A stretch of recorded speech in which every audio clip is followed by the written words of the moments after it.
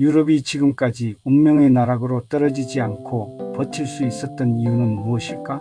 무엇이 유럽 민족들로 하여금 계속 진보할 수 있도록 만들었을까? 어떤 사람은 민족적 우수성을 말한다. 설령 그렇다고 해도 그것은 결과일 뿐 결코 원인이 될 수 없다.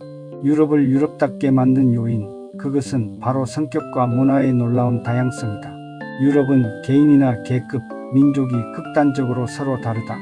이들 각자는 엄청나게 다양한 길을 찾아다니면서 가치 있는 무언가를 만들어냈다.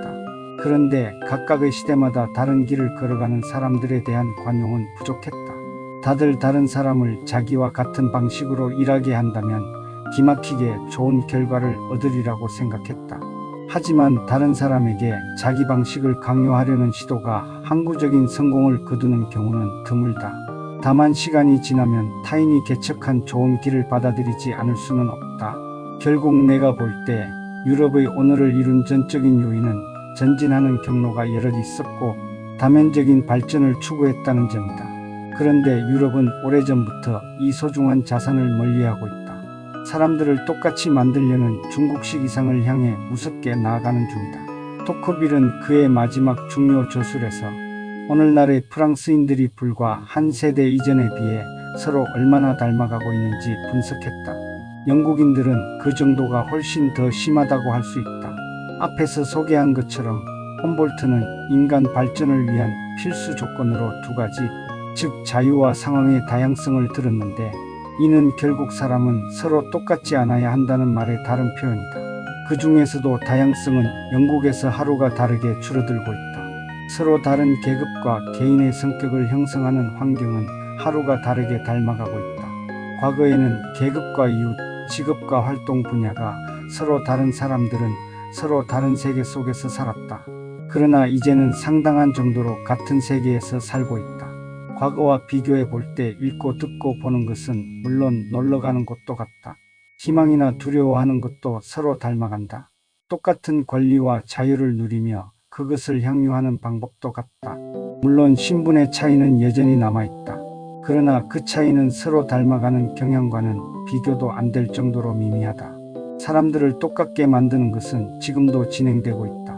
우선 이 시대의 정치적 변화가 그것을 부추긴다.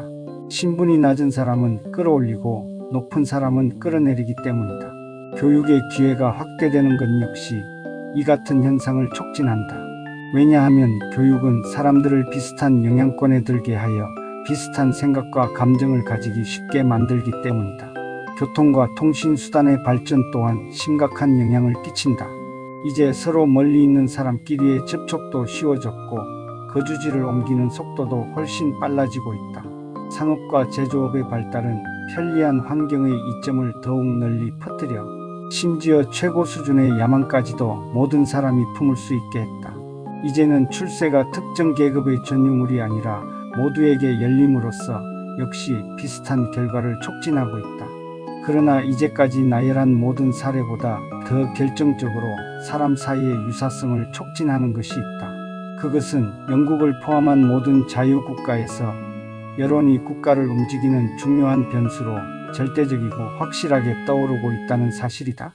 과거에는 특별한 위치에 있는 사람들이 그 특별함 때문에 다수의 생각을 무시할 수 있었지만 이제 그러한 것들은 점차 사라지고 모두가 평등한 가치를 지니게 되었다.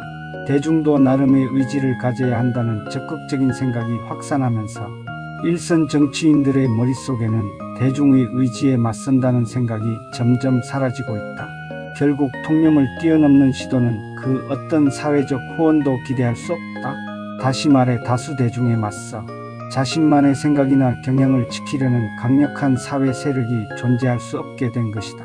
이런 모든 이유가 합쳐져서 개별성에는 몹시 적대적 환경이 만들어지고 있다. 따라서 개별성을 어떻게 보존할 수 있을지 막막하기만 하다. 대중보다 앞선 지식인들이 개별성의 중요성을 알아야 한다.